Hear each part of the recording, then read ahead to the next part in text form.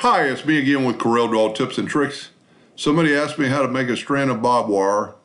I did a video on circles and some other objects years ago, and I've probably come up with some better ways to do it. So we're going to make this strand of barbed wire. We're going to take a 2-point line. I'm going to hold down the control button, and then I'm going to make it black, and I'm going to make it somewhat thicker. Maybe even thicker than that, maybe 24 points. Now, what I'm going to do, I'm going to go to that object, and I'm going to go to the distort tool, which is underneath your drop flyout of your shadow tool. I'm going to click on it, make sure I'm on it, and I'm going to put this up to about 6 or 7, 8, and then I'm going to start adding objects. Now I'm going to take that and I'm going to convert it to a curve. I'm going to get my shape tool and my smoothing tool, and I'm going to smooth out these curves. I didn't really quite do it good enough. Let me back up. I need a little bit more. So let's back up to where I have this, get the distort tool back, and maybe let's bump it up to like 10. And what that's doing is making it further apart. Now go back to object, convert it to a curve, get your smoothing tool if you have X7 or above, and just wipe through it and make it a little smoother.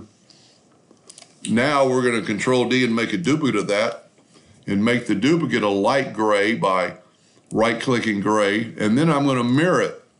And look at that, we've got a twisted barbed wire.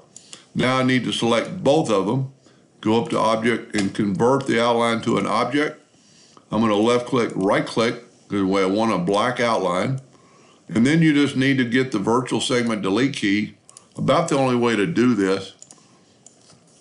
And we're going to, if this one is going to go over it, then on the next one it needs to go under it. So we need to do just the opposite. So this one is over, so it needs to go under. This one is over, so it needs to go under again. And it'll really help if you zoom in. Let me go and zoom in on that last two. So this one has gone over, so it needs to go under. And what that means is it looks like it's underneath the other one. Now we're going to take the Smart Fill tool. We're going to do gray first, and we're going to fill in that line of gray. Now we're going to take the Smart Fill tool and set it on black, and we're going to do the opposite in black. Whoop, got a leak. Sometimes if you have a leak in this situation, if you will move that out of the way and then take your black, for some reason it will not leak. And then we can move this back. I don't know why it does that, but it does it sometimes. So we need to get the Smart Fill tool back again and fill that in. So now we have our strand of barbed wire. I'm actually missing a piece right there, and I don't know how that happened. We'll grab the black and just fill that in. Now we need to make the barbed wire, the barb itself. So we're going to zoom in so we can kind of see how big it is. I'm going to take a really thin rectangle.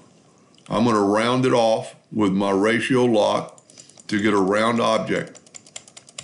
And then I'm going to go ahead and set this on like 0.25 so it's even. And then I'm going to set my nudge factor on 0.25. And then I can Control D and duplicate it. Control D and didn't mean to do that. Control D and duplicate it again. It all depends on how many barbs you want. Now we're going to take that last one we did and we're going to turn it to a curve. We're going to take the shape tool and just grab this node and maybe even delete that node. And then select all these and right click and turn them into a curve. And then we're going to give this a little bit of a curve.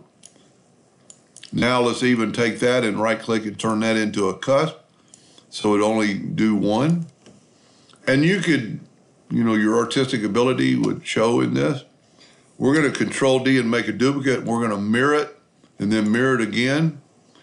And we're going to grab this and we're going to sink it right there.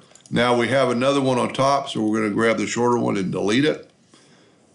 So now what you need to do is just smart fill these with maybe a gray, turn the line black, and maybe even make it a little bit bigger thickness so it's show out.